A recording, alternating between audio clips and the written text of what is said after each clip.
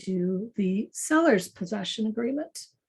This, I believe, happens a little more frequently when the seller needs to remain in the property for a few days past closing to finish off, maybe they've got another closing happening a week later, or they need a couple extra days to get moved out, whatever the situation may be. You're going to use a seller's possession agreement if the seller's remaining in the property after closing.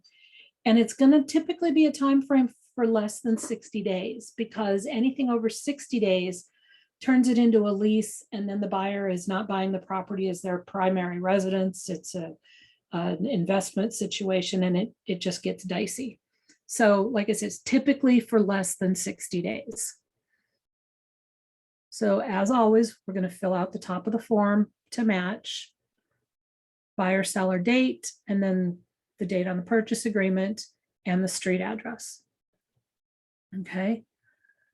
And it again talks about seller and buyer should each seek legal counsel prior to executing this agreement. The possession move out date. So this is how long the seller is going to remain in physical possession of the property. The seller will be out by a certain time on a certain date. Okay.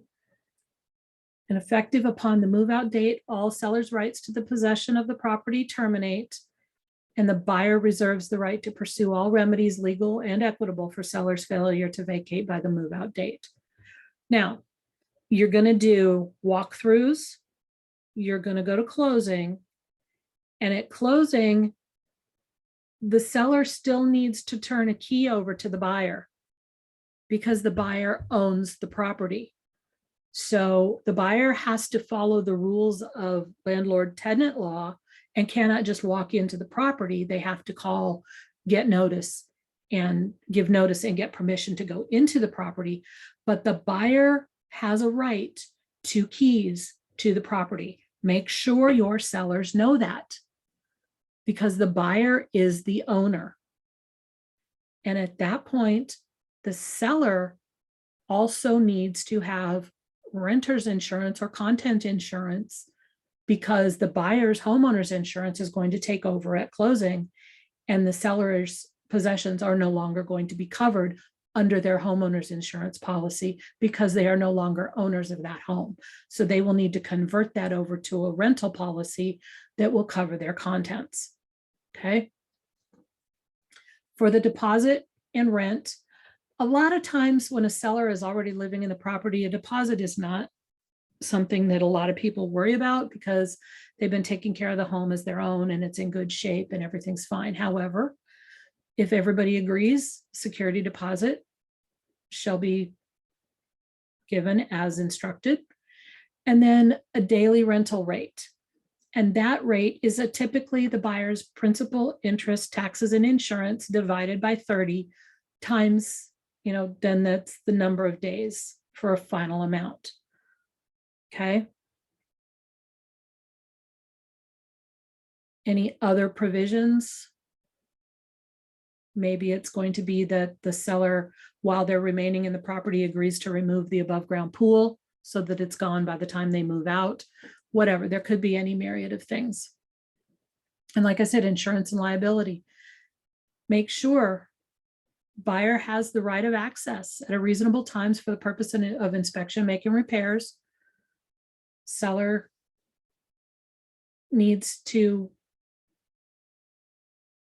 get their own contents insurance because the buyer will have their liability insurance on the property as of the settlement date.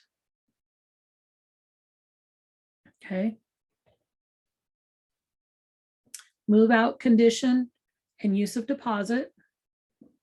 Talks, all the normal stuff. Move out. And again, broom, unless otherwise agreed, broom clean condition is still how the property should be left.